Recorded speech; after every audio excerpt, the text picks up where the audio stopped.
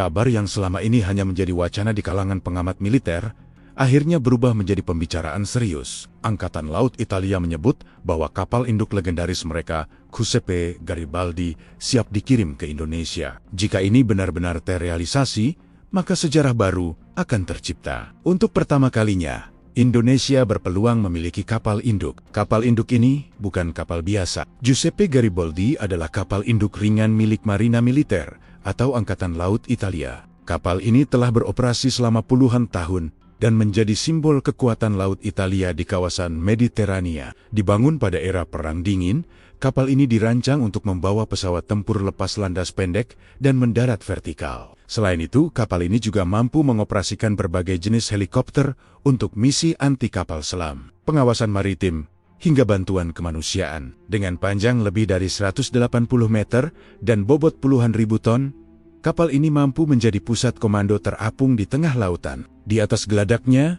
berbagai pesawat tempur pernah beroperasi, termasuk jet Harrier yang terkenal dengan kemampuan lepas landas vertikal. Seiring waktu, Italia melakukan modernisasi besar-besaran. Mereka kini memiliki kapal induk yang lebih baru dan lebih canggih, yaitu Cavour dan kapal serbu amfibi modern Trieste. Dengan hadirnya kapal-kapal generasi baru tersebut, Giuseppe Garibaldi memasuki masa pensiun. Namun pensiun bukan berarti tidak berguna. Banyak negara berkembang melihat kapal ini sebagai peluang emas, dengan harga yang jauh lebih terjangkau dibanding membangun kapal induk dari nol. Negara pembeli tetap bisa mendapatkan kemampuan proyeksi kekuatan udara dari laut. Indonesia adalah negara kepulauan terbesar di dunia. Dengan ribuan pulau yang tersebar dari barat hingga timur, tantangan pertahanan laut sangat besar. Selama ini, kekuatan laut Indonesia bertumpu pada kapal fregat, korvet, kapal selam, dan kapal amfibi milik Tentara Nasional Indonesia Angkatan Laut.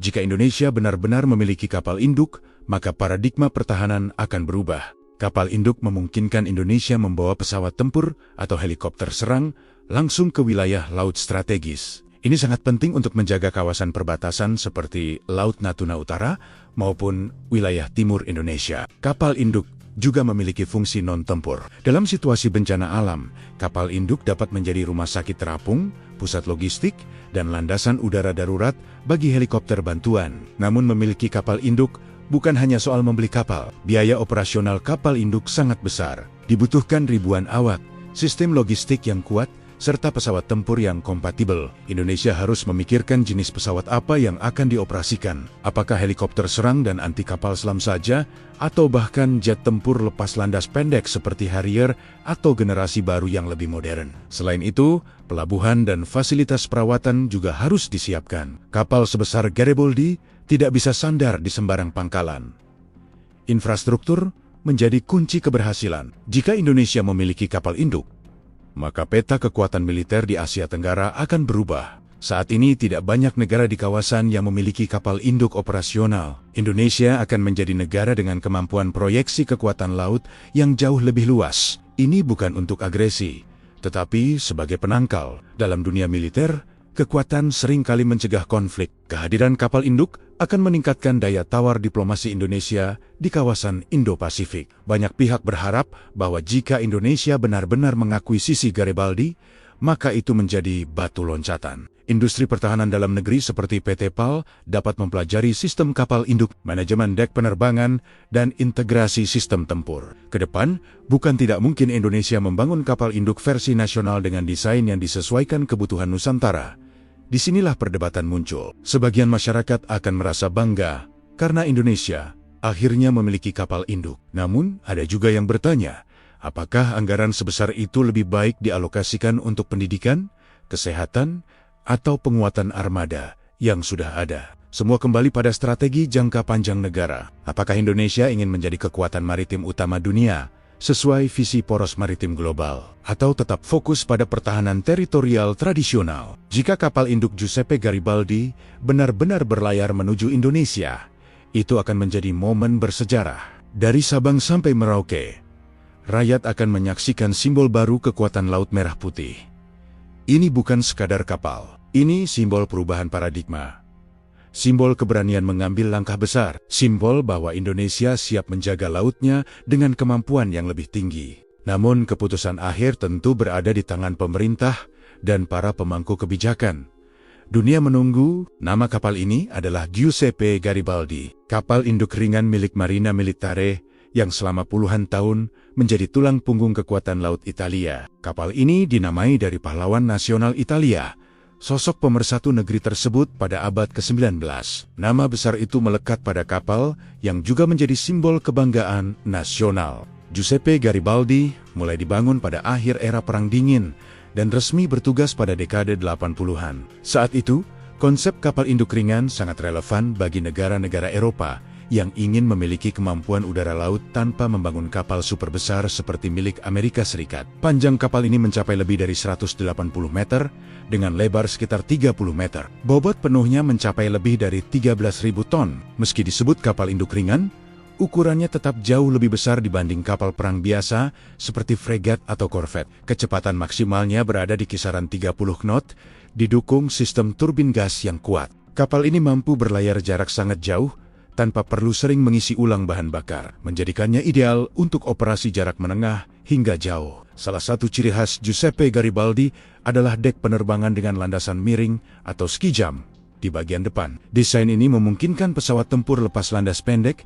dan mendarat vertikal untuk beroperasi tanpa ketapel uap seperti di kapal induk raksasa. Pesawat yang selama ini menjadi andalan di kapal ini adalah F-8B Harrier. Jet tempur ini mampu lepas landas dalam jarak pendek dan mendarat secara vertikal. Selain jet tempur, kapal ini juga membawa berbagai helikopter seperti helikopter anti kapal selam dan helikopter angkut. Secara total, kapal ini mampu membawa lebih dari selusin pesawat dan helikopter tergantung konfigurasi misi. Hanggar di bawah dek cukup luas untuk menyimpan dan melakukan perawatan pesawat. Jika Indonesia benar-benar mengakuisisi kapal ini, maka pilihan konfigurasi udara akan menjadi sangat penting. Indonesia bisa mengoperasikan helikopter anti kapal selam untuk memperkuat pertahanan laut, helikopter serbu untuk operasi amfibi, atau bahkan mempertimbangkan jet tempur lepas landas pendek jika tersedia dan sesuai anggaran. Meski fokus utamanya adalah operasi udara, Giuseppe Garibaldi tetap dilengkapi sistem pertahanan diri. Kapal ini memiliki peluncur rudal pertahanan udara jarak menengah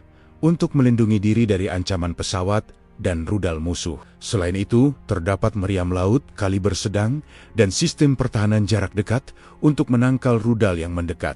Radar dan sistem sensor kapal ini juga cukup canggih pada masanya, mampu mendeteksi ancaman dari jarak jauh. Bagi Indonesia, modernisasi sistem ini kemungkinan besar akan menjadi prioritas. Integrasi dengan sistem pertahanan laut milik Tentara Nasional Indonesia, Angkatan Laut harus dilakukan agar kapal dapat beroperasi dalam satu jaringan komando yang sama dengan kapal perang lainnya. Indonesia adalah negara kepulauan terbesar di dunia, dengan ribuan pulau yang tersebar luas. Wilayah laut Indonesia jauh lebih luas dibanding daratannya. Tantangan pengamanan perbatasan laut, jalur perdagangan, hingga sumber daya alam sangat kompleks. Kapal induk seperti Giuseppe Garibaldi akan memberi kemampuan proyeksi kekuatan udara langsung dari laut. Artinya, Indonesia tidak selalu bergantung pada pangkalan udara di darat. Jika terjadi ketegangan di wilayah tertentu, kapal induk bisa bergerak mendekat dan membawa kekuatan udara bersamanya. Selain fungsi militer, kapal ini juga bisa digunakan untuk misi kemanusiaan.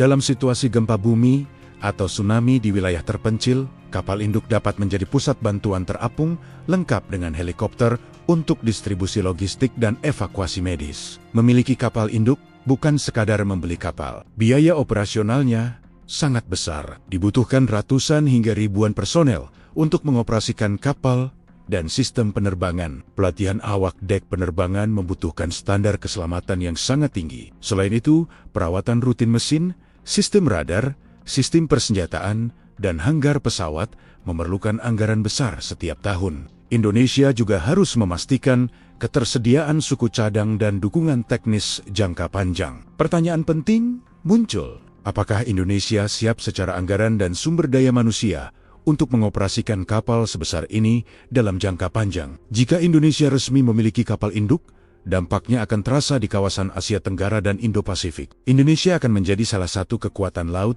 dengan kemampuan udara berbasis kapal. Hal ini akan meningkatkan posisi tawar Indonesia dalam kerjasama pertahanan regional. Namun di sisi lain, negara tetangga juga akan memperhatikan langkah ini dengan serius. Kapal induk sering dipandang sebagai simbol kekuatan besar. Bagi Indonesia, ini bisa menjadi bagian dari visi poros maritim global yang pernah digaungkan, menjadikan Indonesia pusat kekuatan maritim dunia. Akuisisi Giuseppe Garibaldi, jika benar terjadi, bisa menjadi sekolah besar bagi industri pertahanan dalam negeri. Teknologi pengelolaan dek penerbangan, sistem komando kapal induk, hingga manajemen armada gabungan bisa dipelajari secara langsung.